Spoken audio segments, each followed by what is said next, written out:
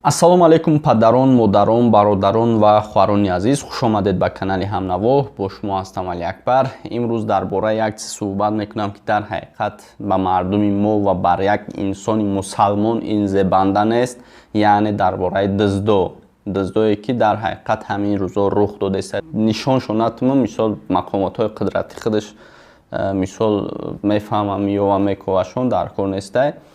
Якм нафарое ки дар Тоҷикистон як ду занак дуздӣ кардагиай ба халқи мо умуман зебанда нест ва албатта ки мо видеоша шояд битонем монда шояд натонем, чунки ягон зарар намехоҳам ягон зарар бинанд.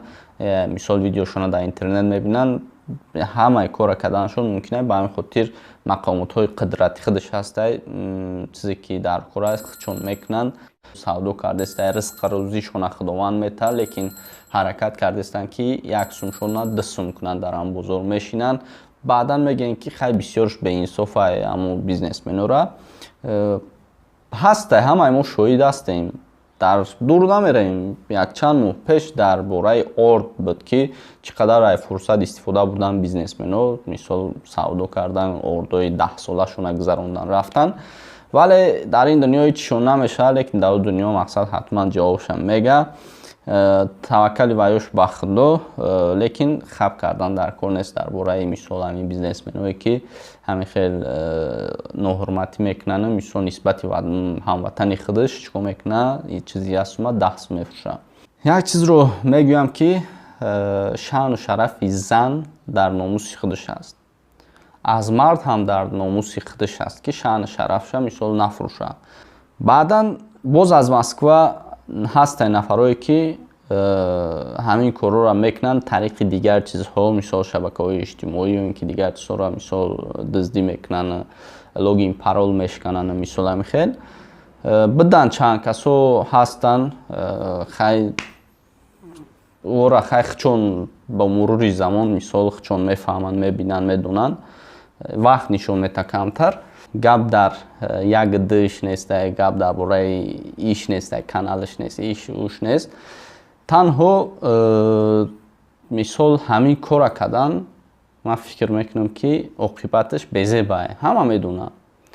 Яъне ки мардак меҳнат мекунад, ба як қадама мераса, мисол кору фаъолиятша пеш мебарад. Мисол мегиранд, логин паролалиш мекунанд, мисол дигар коро мекунанд. Ман фикр мекунам ки як шармандагӣ аст, вале боз мегӯям ки инҳоро мо ягон гап ҳам намегӯем, мисол ягон кор намекунем. Ҳамаша мисол мақомотҳои қудратӣ мисол худш мефаҳманд, медонад кира чӣ хел ҷазоб диҳанд, кира чӣ хел кунанд. Ҳамаша во медонанд, мо намедонем. Вале ин корҳоро кардан фикр мекунам ки дуруст нестай. Ма мисол бисёриҳо ҳам муроҷиат мекарданд, вале мутаассифона ҳам хел одамо ҳам ҳастай. Иншолло боз мегӯям ки инҳоро худованд хчона ҳидоят битана.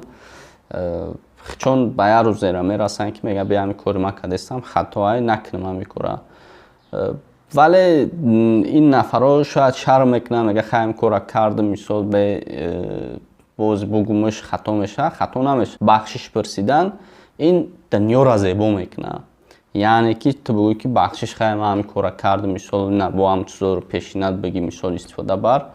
И гап беҳтарин гапае. Мисол ягон кас ягон гап намегӯяд, мисол ягон кас ягон кор намекунад. Фақат ман фикр мекунам ки ҳамин кор дар кор нестай. Яъне ки ба як инстаграм, ба як канали ютуб, ба як чизо мисол ягон каса ягон чизаш кам намешавад. Лекин инсона инсонгариш дар корае ки мисол ҳамин кора чӣ хел виҷдонаш мехезад, ҳамин кора мекунад. Мисол ман фикр мекунам ки оқибати хуб надорад.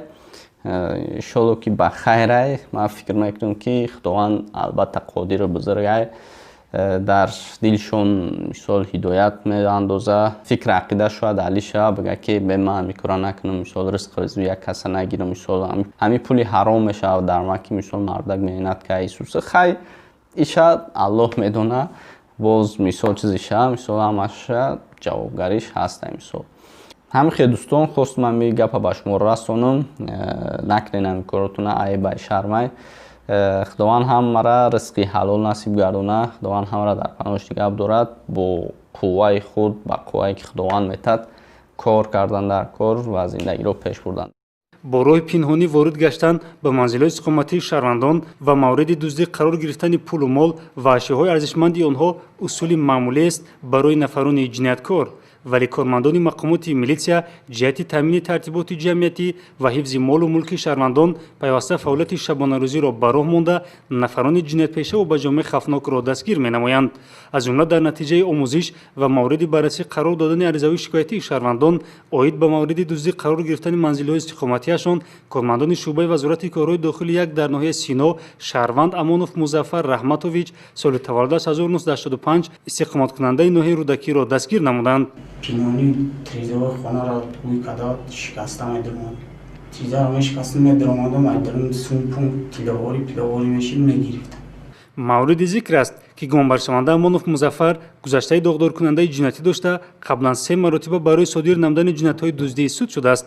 номбурда ҳаракат ва амалу кирдорҳои ҷиноятии худро идома дода, ин навбат низ дар ҳудуди ноҳияҳои шаҳри Душанбе аз манзилҳои истиқоматӣ ва мағозаҳои шаҳрвандон молу ашёи арзишмандро тасарруф намудааст. ин яке аз манзилҳои истиқоматиест ки гумонбаршаванда бо роҳи пинҳонӣ вориди он гардида аз ин ҷо як қатор маблағҳои пулӣ, ҷавоҳирот ва дигар ашёҳои арзишманди рӯзгорро ба таври пинҳонӣ тасарруф намуда аз ҷои ҳодиса фирор намудааст.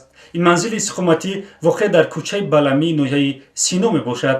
гумонбаршаванда бо содир намудани ин кирдори ҷиноятиаш ба ҷабдида маблағи калони пулӣ, яъне зиёда аз 20 000 сомонӣ зарар расонидааст. аз ҷумла бо роҳи шикастани оина вориди мағозаи хӯроквории Шаҳрванд Тоҳиров Рустам воқеъ дар кӯчаи Камоли Хуҷандии ноҳияи Сино гардида аз он ҷо маблағи пули 2000 сомонии номбурдаро тасарруф намуда аз ҷои ҳодиса фирор кардааст. чуноне дар рафти тафтишот муайян гардид гумонбаршаванда амалу кирдорҳои ҷиноятии худро идома дода дар чандин мавриди дигар низ даст ба дуздии молу мулки шаҳрвандон задааст. тибқи иттилои тафтишот айни замон номбурда дар содир намудани зиёда аз 15 лаҳзаи ҷинояти дуздии гумонбар дониста мешавад ки зарари расонидаи номбурда ба шаҳрвандон зиёда аз 100 000 сомониро ташкил медиҳад. Шаҳрванд Аминов Суҳроб соли таваллудаш 1995 истиқоматкунандаи шаҳри Бохтар шаби 3 майи соли равон дар ҳудуди ноҳияи Вахш ҷамоати шаҳраки Киров ҳангоми дар манзили истиқоматии Зарқараев Муҳиддин дар меҳмонӣ қарор доштанаш ба боварии соҳибхона даромада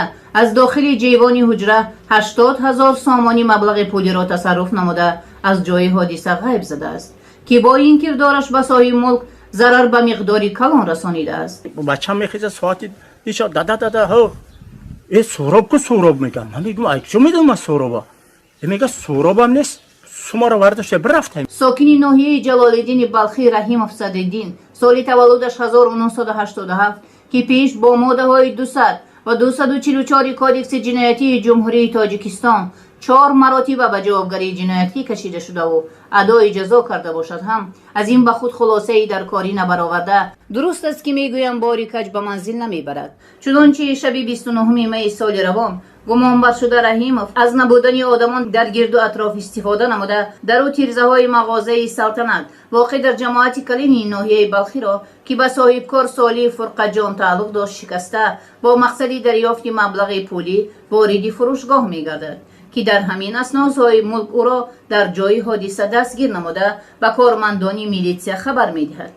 дар ҳолати ритсидивӣ ба ҷомеа хавфнок содир гардидани ҷиноят аз ҷониби гумонбар Раҳимов Садриддин ҷурми ӯро дар назди қонун вазнинтар намуда ва ӯро мебояд баҳои кирдорҳои содир намудаашро пардозад. сабаби даст ба дуздӣ задам менӯшидем камкам мехамишид. айни замон гумонбарон дар ҳабси пешакӣ қарор дошта нисбаташон дар шӯъбачаҳои тафтишотии шӯъбаи вазорати корҳои дохилӣ дар ноҳияи Вахш ва ноҳияи Ҷалолиддин Балхӣ бо моддаи 244 кодекси ҷиноятии ҷумҳурии Тоҷикистон парвандаҳои ҷиноятӣ оғоз карда шуда дар асоси аризаҳои шаҳрвандон ба шӯъбаи вазорати корҳои дохилӣ дар ноҳияи Ҷейҳун оиди аз ҷониби шахсони номаълум дуздида шудани моликияти шахсияшон аз ҳисоби кормандони милитсия гурӯҳи фаврию ҷустуҷӯӣ таъсис дода шуд ва дар як муддати кӯтоҳ 2 нафар аз сокинони ноҳияи мазкурро бо гумони дуздӣ дастгир намуданд.